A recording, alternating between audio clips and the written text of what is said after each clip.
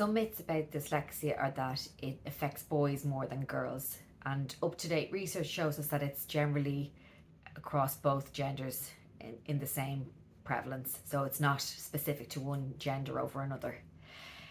Another myth is that it relates to a visual distortion and that's why we see children mixing up letters in words, whereas research shows us that it's to do with how sounds are processed and also how we sequence sounds. So when we see those mistakes happening, it's about a sequencing issue and also to do with a processing issue, not to do with a visual distortion. Another myth is that dyslexia is the same across all languages, whereas we can see that in some languages that have a more direct sound to letter translation, or shallower languages like Finnish, for example, the a sound is generally standard across all examples of that in the language.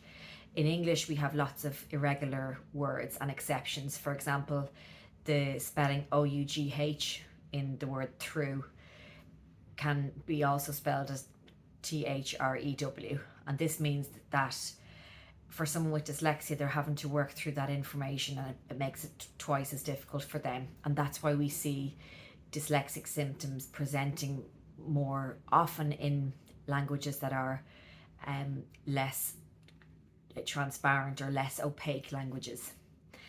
Another myth about dyslexia is that it relates to an IQ difficulty, whereas we know from research and assessment that usually when a child is diagnosed with dyslexia, it's to do with a reading difficulty in and of itself, and it's not to do with their overall IQ. So generally we'll find children with average IQ skills, even high IQ skills, but they have a specific difficulty in reading related skills.